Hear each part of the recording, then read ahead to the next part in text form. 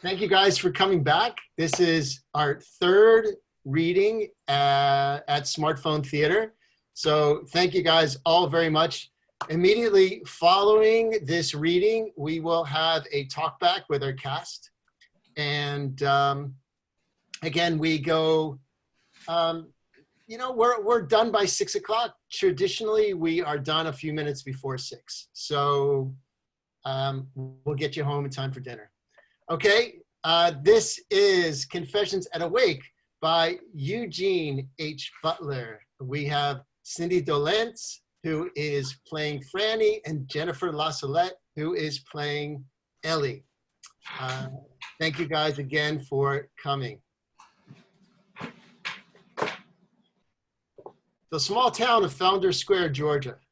Lights come up on the waiting room of Goodies Mortuary. It's a hot summer day, and the air conditioning is on the fritz. Here are two sisters, Ellie and Frannie. Hot. I swear, that global warming we all been hearing about on the news. Holes in the sky, droughts on the ground, violent and vicious rays from the sun. The greenhouse effect, that's what they call it. We in the greenhouse now, we in the greenhouse now. No, it ain't no shade, no lemonade. We in the greenhouse now. Ellie gets up and begins to pace the room. You know, nothing's changed around this old place at all. Like stepping back into a history lesson of the Dark Ages. The same old furniture, same old plastic flowers, same old creaky chairs, just more dust. And them little creatures that eat all the dust. And still no damn air conditioning. Can you do me a favor, Frannie? If Leonard dies before me and I die before you, will you please make sure my body's sent up to Atlanta to one of them newer, more modern mortuaries? It would just embarrass me to death to have anyone come see me laid out to rest in a place like this. Hey, you remember that time when we was in here together? I was a freshman and you was a junior at Virgil High, and Uncle Boomer was laying in that same room. And his face all puffy and white, except that cheap red rouge they smeared on his cheeks. Made him look like a circus clown at the Shriner Circus. And in that very same room where our beloved mayor of Founders Square now rests in his final peace for his final viewing. Final. I hate that word, final. It's so final.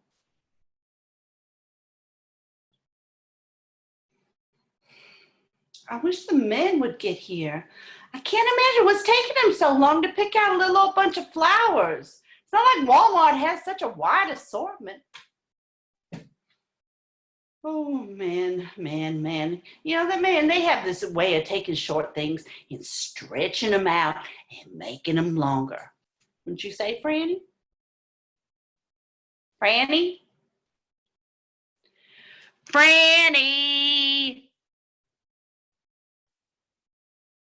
What is it, Ellie? Wouldn't you say? Say what? That men have a way of taking short things and stretching them out and making them longer. I really haven't given it much thought, Ellie. You know, well, I have, and I can just about guarantee you, every man has a way of taking short things and stretching them out and making them longer. Hey, you want some gum? It's juicy fruit. It sweetens the breath while attacking the plaque. Dentane. Dentane? Sweetens the breath while attacking the plaque.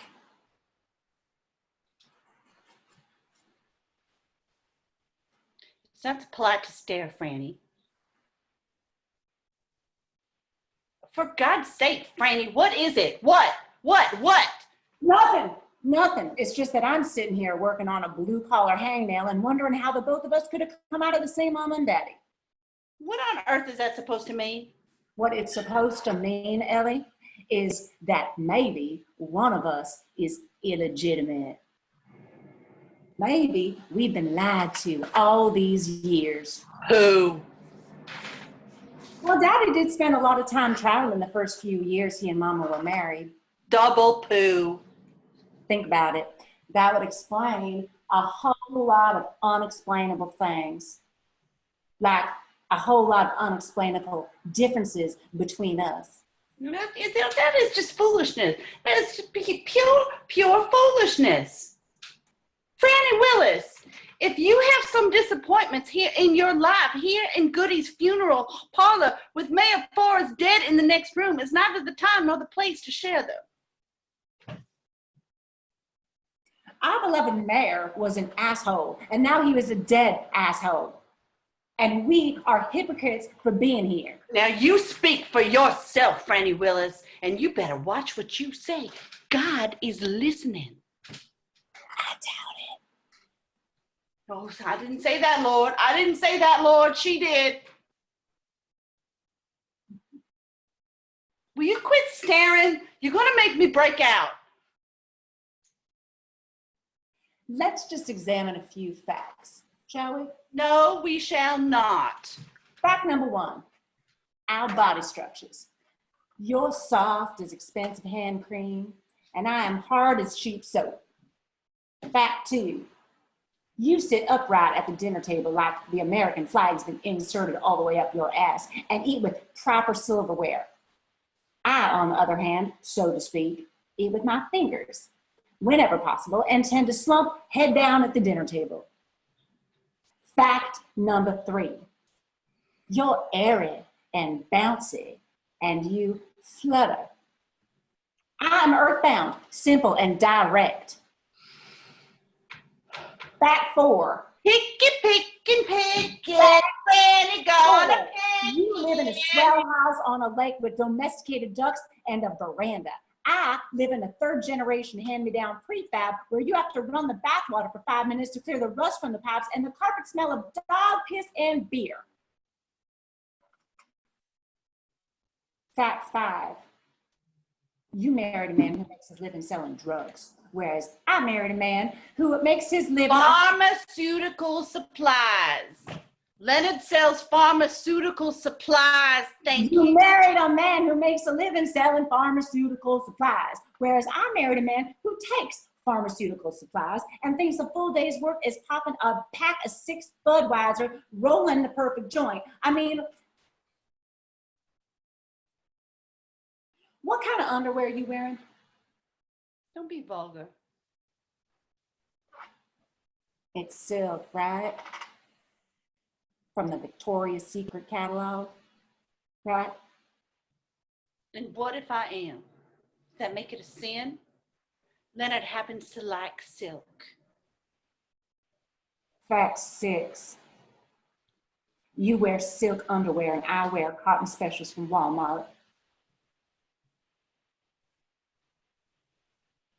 And finally, fact seven, I didn't sneak off into the garage last Saturday night in the middle of my sister's 30th birthday to secretly meet with my sister's husband, but you did.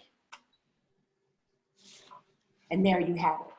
7 very clear facts to support the theory that one of us is most likely illegitimate. What's the matter, Ellie? One of them domesticated ducks got your tongue? Triple poo.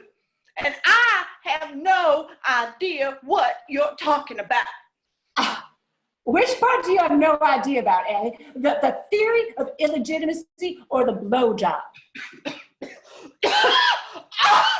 Frannie reaches over and gives her a hard slap on the back. The juicy fruit in Ellie's mouth comes flying out and lands a few feet away from her on the floor. Fact number 8. You always did have trouble swallowing. I have no idea what Donald told you, Frannie, but I swear. Whoa. Donnie. What? My husband's name is Donnie, not Donald. He may be Donald when he's leaning on his out-of-shape ass against a dirty garage while being pleasured, but any other time, he is Donnie. Well, whatever he told you, I 100% deny it. He didn't tell me anything, Ellie. You did? There you see. Nothing told, nothing to tell. He didn't have to tell me.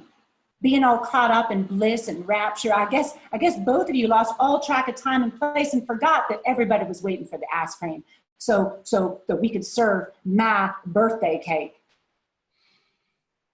You can't have birthday cake without ice cream. Ice cream and birthday cake? Even a lazy ass like Don and Esme don't take 20 minutes to walk 10 yards to the garage, open the freezer, retrieve a gallon of vanilla ice cream, and return the 10 yards back to the house. As a matter of fact, if my long-term memory serves me correct, with Donnie, 20 minutes is about 18 minutes and 35 seconds longer than it normally takes for his pleasuring to be pleasured. Well, you must have thrown in a wax and a shine.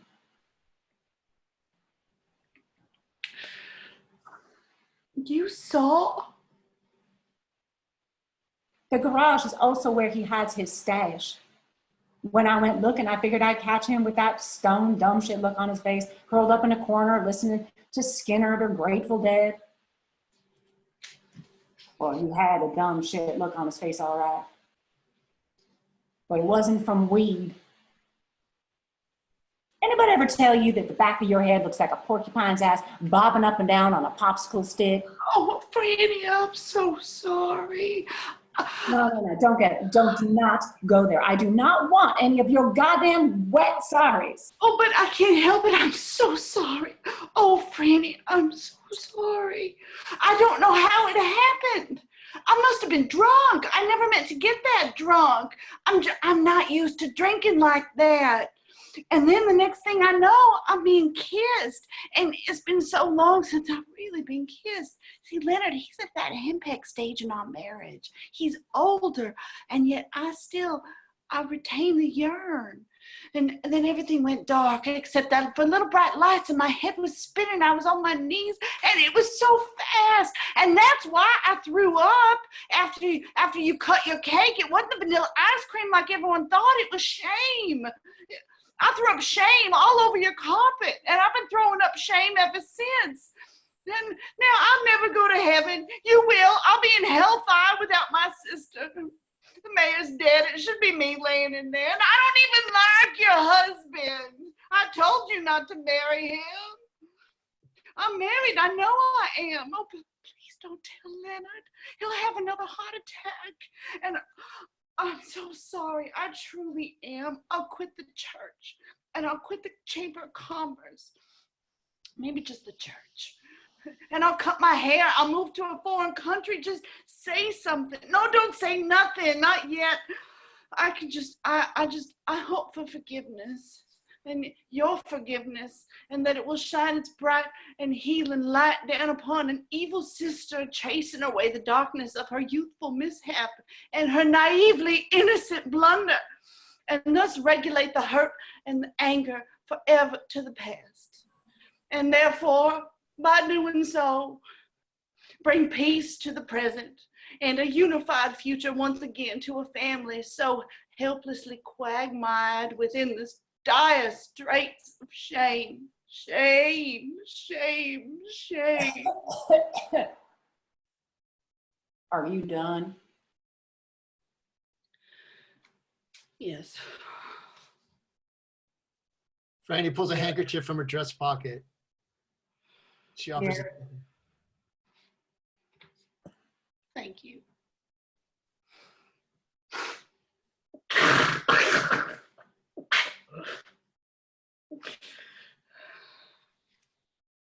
Oh, may I blow my nose in it? Sure. Miranda Jean already did. Miranda Jean doesn't still have her cold, does she? Yep.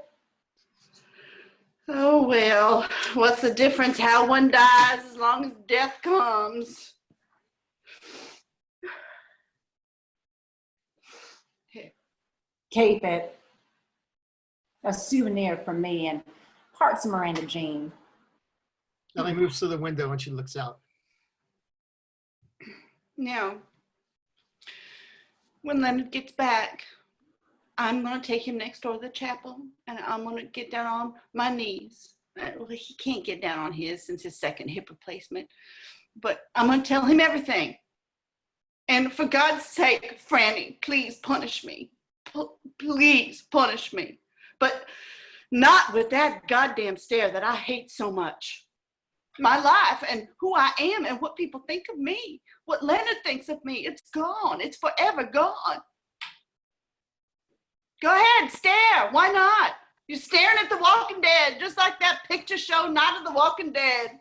No, it's the Night of the Living Dead. What? The name of the picture show is Night of the Living Dead. Of course, in your case, the more appropriate title will be The Night of the Giving Head. Oh, God, I never meant for it to happen, Frannie. I swear I take full responsibility for my action.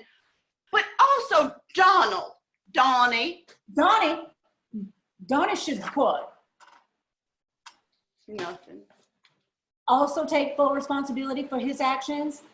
Give me a break, Ellie. The only thing Donnie is capable of taking full responsibility for is his inability to take any responsibility at all. Between the pot and the booze and his TV shows, he can't even remember to wear his socks and underwear. Donnie don't wear underwear? Oh, no, you're not thinking we did more than just that one time. You tell me. No, I swear. Last Saturday night was the first and only time, I swear. Well, what about all those rides you gave him when the Buick wasn't running? Never.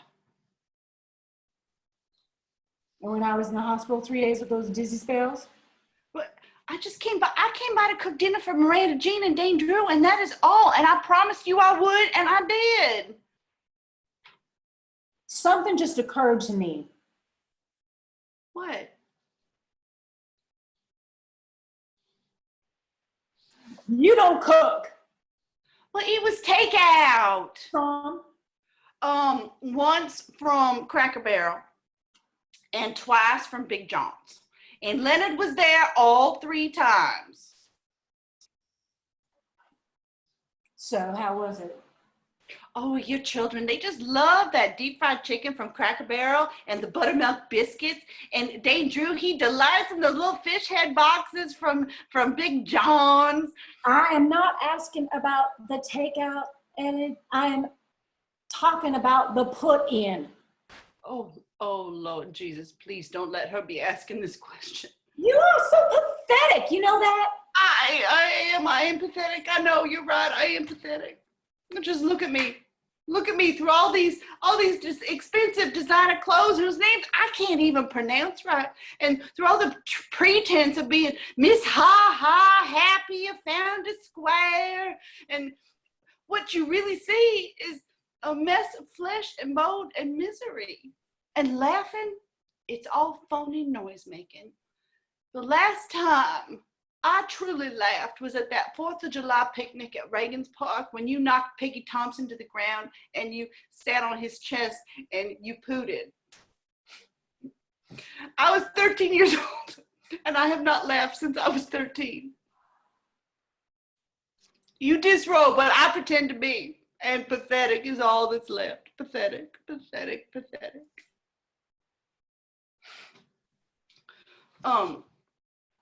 You gonna finish that? Take it.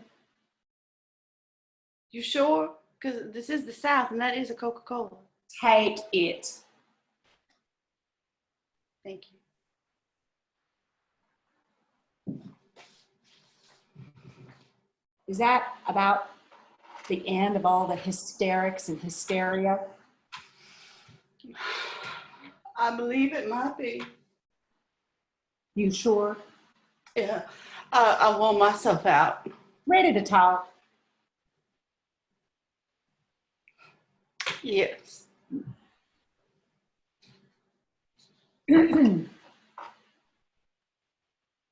Oh, I have to be the one to start. Oh, okay, all right, I'll start. I don't know why I did it, Frannie, and that is the honest truth. You want to start again? It was alcohol. That's it. I was misguided by that most evil of seducers. Okay, fine. Sexual loneliness. There it is, plain and simple. Sexual loneliness? In case you haven't heard, sexual loneliness happens to be the world's most powerful aphrodisiac. Aphrodisiac. What? It's called an aphrodisiac. And give me a fucking break, Ellie. How can you be any kind of lonely when you have Levit around? I've never seen anybody fall over themselves touching and cuddling as much as he tries to do with you. Well, yeah, that's true. My husband, he is very affectionate and very attentive. But he is 25 years older than me. And nowadays, when he falls all over himself to get to me, I'm the one that has to pick him up. Last couple of years, his vitality, if you know what I mean, it just doesn't come near matching his desire to be vital, if you know what I mean. And when I say pick him up, I am also referring to a certain part of his malehood. Ever heard of Viagra? Oh, Leonard's Jewish. What has that got to do with it? I don't know. Okay, let me tell you something, Ellie. Vitality, as you call it, isn't nearly as important as substance, affection, and loyalty. I'm glad to trade a ton of vitality for 1 ounce of substance, affection, and loyalty. And I'd be more than happy to pick it up when it fell. You are so wise, Frannie. You've always been so wise. And since you brought up trading, I would gladly trade a ton of my good looks for 1 ounce of your wiseness. I wish so bad sometimes we could turn back the clock and you and me, we could laugh together like we used to. You remember that? Remember we used to laugh? Remember that? Don't you wish we could still laugh? You got the history all wrong, Ellie. I've never been the laughing type. Never was, and I sure as hell do not bother to wish anymore. Oh, don't you say that. Don't you say you don't wish anymore. Wishing is what holds everything together. Well, I've got a worthless, cheating husband, a life filled with bill collectors, 4 broken down junk heaps sitting in the front yard, a steady diet of sweet tea and fried meat that comes from Lord knows what end of the animal, 2 flatline kids who spend most of their time just killing off their brain cells with that video game that their Uncle Lenny bought them. And I have recently discovered that I have a sexually deprived sister who suffers from sexual loneliness. Plus, every morning I wake up feeling another 5 years older than I really am. So what more could I wish for? I have got it all. Yeah, but wishing for things is what separates us from the beasts. So we are the beasts, Ellie. We're just too arrogant to accept it. Oh, God, look what I've done. Look what I've done. Oh, misery, look what I've done. Hey, I hate to burst your pithy little bubble, but you ain't the first. Or the second. Or the third. Or even the 4th. There were others? For a town the size, whoa, you'd be surprised how many skin buglers have played in Donnie's band. Donnie has a band? It's a figure of speech, Ellie. Oh my God, I'd advise you not to sit there with your mouth open like that, because that is how this whole thing started in the first place. I mean, I can't believe it. How do you? No. Donnie told me. Donnie told you? Yep. Guilt and confession has a peculiar way of mixing with a pint of Jack Daniels and a few cans of Budweiser, and a man's natural tendency to let his wife know that there's still a thriving market out there for his vitality. Oh, Lord, Frannie, I never knew any of this. You never talked to me about this. Jeez. Ellie, I wonder why. Well, you can't keep living like this. You got to do something. Oh, I'm going to do something, all right. As soon as Dane, Drew, and Miranda get old enough to fend for themselves, and I can afford to fix one of those broken down cars. Wait, you wouldn't really leave Founders Square, would you, Frannie? Faster than a lizard's ass chasing a gnat. Yeah, but what about me? You. Well, it's all because that thing I did that one time in that sin-inducing garage. Oh, Lord, please forgive me. I'm evil, evil, evil. I am a out-of-control sex machine without a turn-off switch. I'm a skin bugler, and I have been a bad sister to Frannie and a bad wife to sweet old Leonard. Oh, please punish me. I deserve it, but give Frannie a better life. She is the salt and pepper in my world, and I just can't live without her spices. Please do something to keep her from leaving Founders Square. Please, please, please. Get up, Ellie. Seeing you down there on your knees like that, it's bringing back a bad memory. No, I can't. I am struck down with the mortification of sin and evil. You're not evil, Ellie. You're fucked up, but you're not evil. Well, then I'm at least bad. I'm fucked up and bad. All right, you're fucked up and bad. Now get the hell up off the floor. Can you please help me up? I believe I heard a kneecap pop. Frannie hesitates, then takes Ellie's hands and helps pull her to her feet. When she goes to let go of Ellie's hand, her sister won't turn loose. Let go of my hand, Ellie. No, I won't. I said let go of my hand. And I said no, I will not. Do not make me hurt you, Ellie. You go ahead. A sinful heart welcomes the chastisement of physical pain. God damn it, turn me loose. God damn it, I will not. They struggle. Ellie pulls Frannie into a hug and holds on. Frannie struggles, then breaks down in tears. You go ahead, darling. No one on this earth deserves a good old-fashioned cry more than my sweet big sister.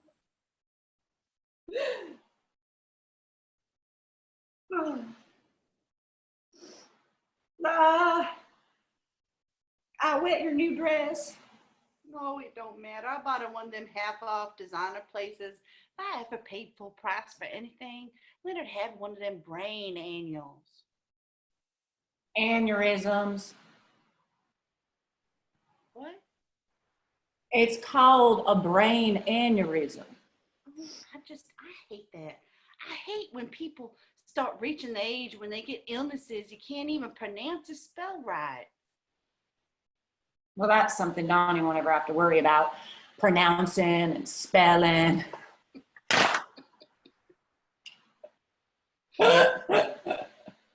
You know, that offer Leonard made Donnie, it's still on the table. No, Donnie couldn't sell $1 for a nickel, much less pharmaceutical supplies. Besides, he'd be his own best customer.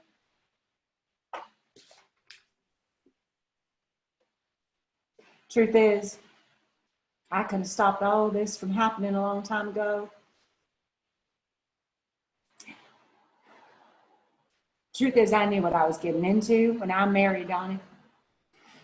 But I jumped headlong into it. I figured I was the one. The only one that could change him. Before I knew it, I was pregnant. Man, I was pregnant again. And the only thing that changed was me. God let myself slip into a coma, and I've never been able to wake up.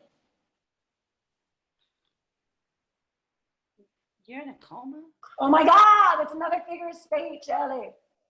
Oh, well, then I am in a coma too. No, you are not. Well, yes, I am. I live in a nice house. I have a nice husband. I drive a nice car. I eat out at places I always dreamed about eating at since I was a little girl. I have a 74-inch HD television. And with all of that, none of it seems to stop the loneliness and the emptiness that I feel deep inside. And the loneliness, the emptiness that I cover over with my bubbly personality. Now, I should see a doctor. I have everything a woman is supposed to want. And yet I see you and your 2 children and how Donnie is not a very good husband and how you have to live and the hard struggles you go through. And I'm jealous. I'm jealous because I get up in the morning. I'm not even allowed to make my own first cup of coffee. Leonard's always sitting at the edge of the bed, holding a cup of coffee in his hand, smiling his goofy fucking grin of his, and I just want to scream.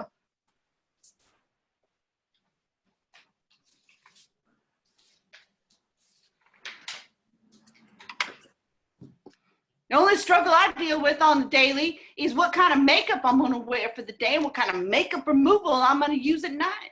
Oh my God. Oh, well, I'm glad to see my confession of my boring life puts a smile on somebody's face. It's not a smiling, it's gas pain. It's just too much fried bologna. Oh, well, I wish I had some bologna.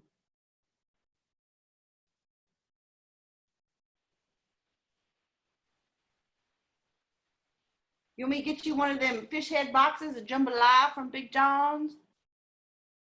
Yeah, I wish I had a box of jambalaya. I wish it wasn't so damn hot.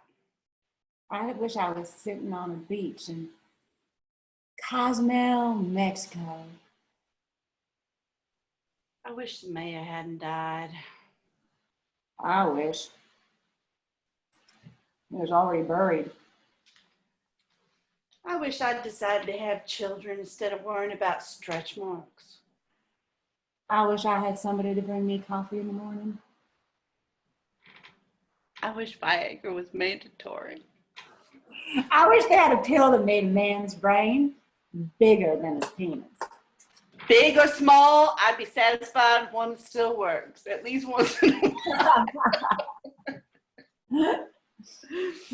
Oh, it's been so long since we've laughed together. I wish. Don't. No, I was just going to say. No, don't. May I at least make one more wish? Or as long as it's not about us being where we never were anymore. It's not. All right, go ahead. I wish we was downtown at the S&S cafeteria right now. Enjoy all them little side dishes for 99 cents. The S&S cafeteria has been closed for over 20 years. I know, that's why I said I wish. A car pulls into the parking lot. Oh, is that them? Oh, yeah, it's them. I recognize the 2013 broken muffler. She gets up and moves to the window. Ellie follows. They both stare out. I wonder what kind of flowers they got. My guess would be carnations. Donna's too cheap for roses. Oh, no, Leonard, he prefers lilies. Lily was his mother's name. Look where Donna's parking. Isn't that a handicap spot? Will he get a ticket? He's got a glove box full of them. He's been trying to get handicap placards for years, but they just don't give them out for laziness. Oh, will you look how Leonard gets out of the car? Every time we get home from going somewhere, I'm all the way in the house, my feet up, TV on, and he's still closing the door, trying to check around, make sure nothing fell out of his pockets. Dog always jumps out of the car like somebody just yelled, "Last call for alcohol!" Well, Leonard, he's so slow. There are times He don't make it to the bathroom. Oh, that's too much information, Ellie.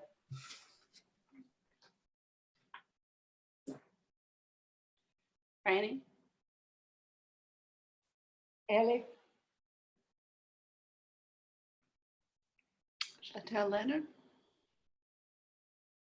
No. No. No.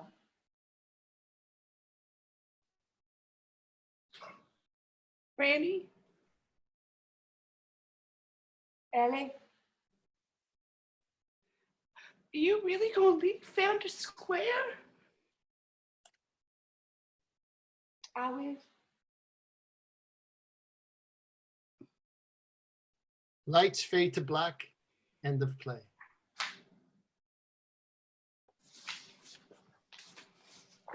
All right. Thank you very much.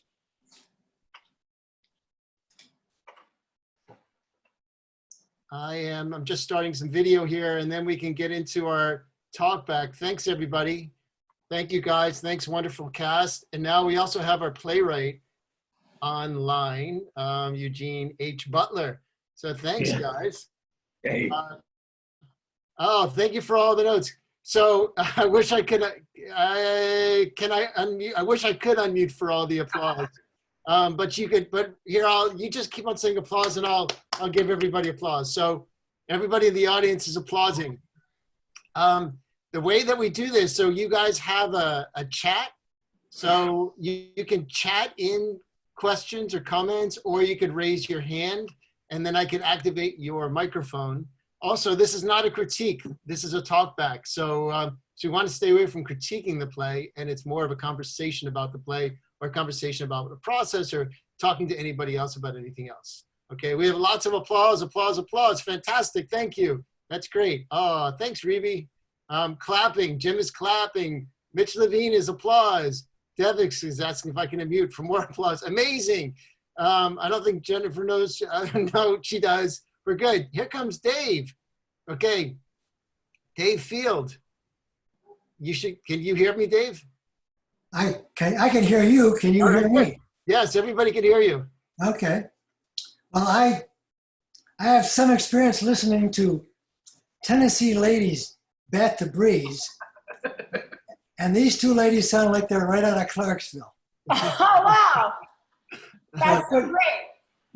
That was lovely. Lovely work, guys. Oh, thanks, Dave. Thank you. And the script ain't bad either. Oh, awesome. Thank you. That's you, GB. All right, great. All right, I am going to Tom Alper. Tom, T. Can you hear me? Perfectly. Tom What about Alper. me? Can you hear Yes, me? I got you. Oh, congratulations, man. I love it. Thanks. Fantastic performance by the two actresses. I love the play. It was really engaging. I got one question. Sure. How was it like to direct them like this? I mean, what were the challenges? I mean, it seemed like they had been like almost ready to go up. I mean, what was the process like? We actually, so we know this play because we've read it. The same cast has read it once before. So, so the same identical cast. We had 2 rehearsals or 3 rehearsals back in the day when we did a reading, and then for this we did 2 rehearsals as well. And it's a bit of a different animal. So it's a little bit like directing a radio play, although we try to block for a camera. Obviously, there's a camera. So as opposed to just doing a reading where people are reading right to the computer, we're also working on, making the camera very much alive. So it works. You have to get a handle on it, but it certainly works. Yeah, it was fantastic. Great job, and I think it's a brilliant idea that you have, that you guys have created, and it's, I applaud you. It was fantastic. I really enjoyed it. Thanks, T. It's great to hear from you. Yeah, we'll talk soon, but Yeah, I hope I'll so. let someone else speak now. What was that? I'll let someone else go now.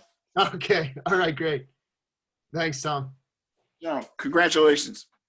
Thanks. All right, Mitch Paradise, let me get you going here. Okay, Mitch, I think you're on. Mitch? I think I'm on now. Yes, you are. I thought it was terrific. I thought they were both wonderful, so distinct, and I loved how smoothly it transitioned and progressed and changed. And I'm curious as to if either of the two actors have sisters that if they drew on anything personal for that. Ladies. I'm an only child, but I actually did draw on a girl who was a menace in my life. So she was like my sister, and she was horrible. Oh God. I just play off Cindy. I like playing with Cindy. We've become good friends, and I'm using that relationship. I love you, Jennifer. I love you more. Oh, great. Mitch, anything else? No, I was the writing is terrific. I was really impressed with it. I wondered how it was going to go, and it surprised me in places, and it just flowed so nicely, and I thought they both did a tremendous job. Great. Thank you. And they also, I mean, you know, they put so much into it facially. I mean, I was watching them, and they were just living it. It was very believable, you know. I mean, for a reading, it was like they were up, you know. Yeah. There's, you know, we want to take the reading to the, I mean, it is a reading, obviously, but we also, I mean, first of all, they're really good. So let's get that straight. But the second is that we also talked a lot about the camera, and to think about that, you know, not only you're doing a reading, but this is pretty much a close-up, where it's a medium close-up for so much. So be aware of it. And they both started not looking at the camera at all. Yes. And yes, that had me guessing, and I think it worked. It's sort of I really like that. That's the way it began. Great. Thanks, Mitch. Okay, I'm going to Jonathan Levit. Hey, Todd. Hey, Jonathan. Hey, thanks for doing this. Really, really great. And I have to tell you, the close-ups really made a big difference. Good. They did. I was just wondering, are they supposed to be in the same, like, was this like a phone conversation? No, they're in the same room. They're in a waiting room. Oh, okay. I missed that part. It's okay. Okay. Yeah, but then that makes a lot of sense, you know, in terms of like their eye lines. Mm-hmm. Yeah. So that was really neat. Good. And it really felt like they were related, which was wonderful. And it also felt like I had empathy for both of them in their own way. Excellent. You know, which was really nice, because in that type of situation, you know, a lot of times people don't have a lot of empathy. So you really created that, you know, you were kind of rooting for both of them ultimately, which was nice, and their relationship. Great. Thanks, Jonathan. Thank you. Sure, thank you. Yeah, my pleasure. Great to see you both. Thank Nice you. to hear you. Nice to hear you. We can't see you. Thanks. Okay, thanks, Todd. Thanks, Jonathan. All right, we're moving to Gena Acosta. Our Hey, Gena Acosta. Can you hear me? Yeah. Hey, I just want to congratulate Gene. Amazing, excellent writing. I've loved this since I saw it in the Playwright Development Unit. Cindy and Jennifer, to use a very appropriate word, you guys are delicious. I had a great time, and wonderful direction, Todd. It's really, all the things you talked about make such a big difference, but I just had just a wonderful time watching and listening and really experiencing it. And the idea that you really get into the text when you hear a play like this, it really makes me appreciate all that really, really great stuff in the writing. And then to see these two beautiful women do such a great, great job. And congratulations. It was so fun. Thank you, Gena. Thanks, Gena. Thank you. Thank you. Okay, I have just a few here. Lisa Richards says, I can't do chat, but I thought Jennifer and Cindy did a really terrific job. I love the way they went with their characters. Such fun characters to play. Thanks to Eugene. Hi, Lisa. Hi, Lisa. Thank you. Hi, Lisa. You can't hear me, but I'm saying hi. We could hear you. We could hear you Oh, loud and shit, really? Mitch Levine says, congrats to the actors. Well done. Can Gene talk about the genesis of the play? Yeah, this is part of a four-piece. It's a four-piece play about Founders Square and the day of the mayor's dead, and all the scenes, all four plays connect to that one event with different characters, and that's the genesis. Wow, I don't know. It's I don't know. I don't know. I actually don't know where most things come from. It's just that I go with them. They take me. So, and the girls are wonderful. Todd's wonderful, and yeah. And you're just wonderful. We had a lot of. It's a great team. We really do. We have a good team.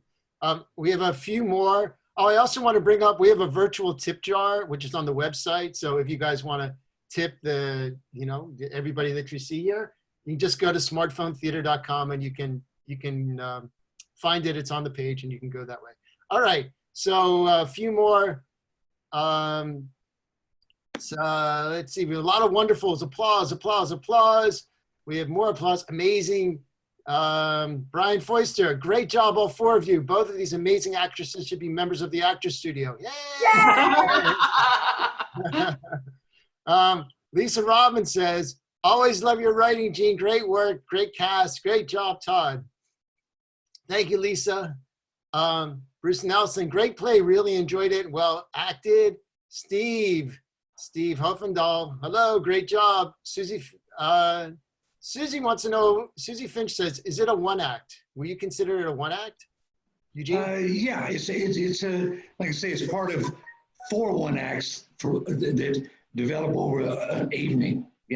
These are 2 of the characters, and we also meet Donnie and both husbands later on, Donnie and the other guy. Leonard. Leonard. Yeah, and so it's all connected. It's 4 one-act plays. They can stand separately, or you can have an entire evening of them. Got it. Jim Fothergill says, Mitch is right. Both performances were full and uncompromised. Thank you, Lisa. Lisa also said, Todd, you did a wonderful job. Thank you, Lisa Richards. Thank you. Thank you. Mitch Levine says, well, the heck with the Genesis. You wrote a great piece. Oh, thank you, Mitch. It means a whole lot. Kate Kaplan, I was genuinely laughing and was touched by the performances as well. Bravo, one and all. Hey, Kate. And that is from Kate. All right. Does anybody have anybody else? I think that's all our hands and our notes. If anybody else, oh, wait a minute. Stuart Berg. Oh, Stu, you're on. Stu, can you hear us? Oh, I think we just lost Stu. You were there for a second and then you went away. I want to say something. I thought the last line was great. Oh, Mitch, cool. Oh, it just came around, and it was like, it was just with all that went back and forth between them, the idea that she might be losing her sister. Are you really moving away? It was just perfect. Thank you. Thank you. Thank you, Mitch. Stu, did we find you again? I don't know. Did you? Here I am. Oh, Stu, we can hear you. I just want to say it was an excellent job. I sent a chat, but I much prefer talking to you. Really good job. Very, very interesting idea, Todd. You and I got to talk this week because otherwise I'll be ordering something from Amazon instead of being supposed to be. Stu Berg, May 1st. Everybody knows. May 1st, yes. See Stu and Lisa, and we'll actually see Lisa and Steve. Anyway, a really good job, and the actors, under very tough circumstances, really came through beautifully. And Gene, you have got some kind of a magic grip on life, which I always enjoy the stuff that you do. So anyway, that was it. Thank you. If someone wants to stay on for the rest of the day, I'm lonely. My wife's on the line with AT&T. She started this morning. I don't think she's off. But anyway, thank you. Funny. All right, thank you, Stu. You're welcome, Todd. So that was actually a good point. So next week we have another play by Gena Acosta, and this one's directed by Sarah Gerfield. I do not know the name of the play yet. It's she's holding it a secret, but it's going to be awesome. It's going to be amazing, and the cast will be revealed soon. And then the following week we have a Jim Gagin play, and that is being directed by Jonathan Levit and Peter Flood. And then the following week, we have Stuart Berg directing a piece by Dave Field with Lisa Richards and Steve Mandillo. So there's a lot going on. We're trying to keep busy and keep the audience growing and keep everybody creating and creative and connected. So that's the whole intention here. If no one else, Michael Kavanaugh says it's really great to see the technology used so wonderfully well. Thanks, Michael. If nobody has anything else, thank you guys very much. Thank you so much. Thanks for watching. Thanks for putting it up, Todd. Thanks for writing another amazing piece, Eugene. Thanks everybody for you. their contributions. It was just a great afternoon. Thanks, Mitch. And Thank thanks you, everybody. Jennifer. I love you. It was really, you. I have had such a bizarre day between dealing with my 100-year-old father in Chicago and the house that he still lives in, and all speaking about AT&T, I've been on and off with every customer service and looking for ones that aren't there. It was a great way to end the afternoon. Yay. Oh, thank you. That's All great. right, guys, and share this with your friends, and feel free to go again to our website, and we have a tip jar, or not. This is a free service. It's all about connecting everybody and keep on creating and working with wonderful people and seeing my friends. Yeah, exactly. Yes. Thank you, Todd. Thank you, Gene. Thanks, guys. Thanks, everybody. Thank you very much. I actually have a pickup at Pavilions I got to run off to. All right. Thanks, everybody. Thanks, everybody. We'll see you next week. Bye. Bye. Thank you. Bye-bye. Bye-bye. Bye.